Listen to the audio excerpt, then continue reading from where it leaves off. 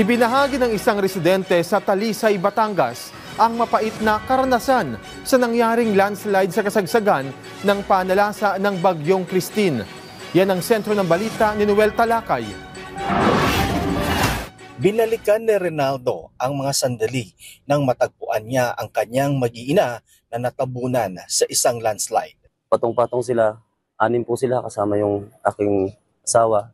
Bali po yung aking panganay na babae, 7 taong gulang. Tapos yung aking pong bunso po ay 2 months na lang. Hindi ko na po naisalba sila. Kundi nakita ko po sila mga basag-basag na po yung mukha nila. Pati yung nanay pag-ukay namin, nagpapasuso pa doon sa Nakaganon ang itsura ng nanay, nakaganyan, nakadagal sa anak niya. Mangingisda si Rinaldo, umalis lamang siya para maghanap buhay.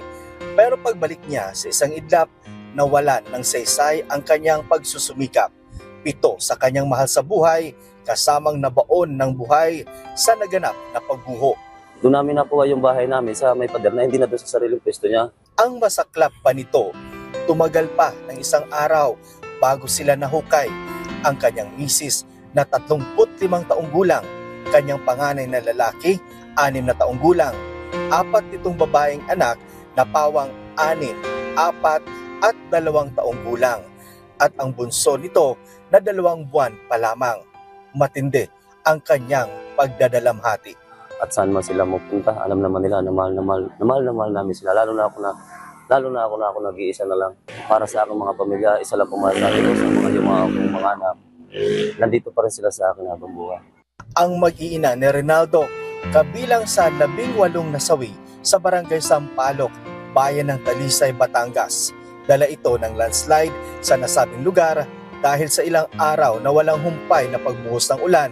Aminado naman si Rinaldo na naging kampante sila. Dahil po nung time na yun, dito sa sa lugar namin, sa ilang daang taon na nagdaan, hindi po nakakaranas ng ganon, kahit ganong kalakas.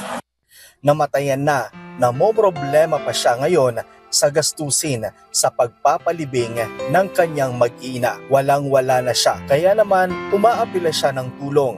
Narito ang bank account na pwede niyong padalhan para sa inyong tulong. Kung sino man ang may mabuting pusa lang, loob, magbigay kung halimbawa man, nagpapasalamat kami sa kanila, tulungan kami.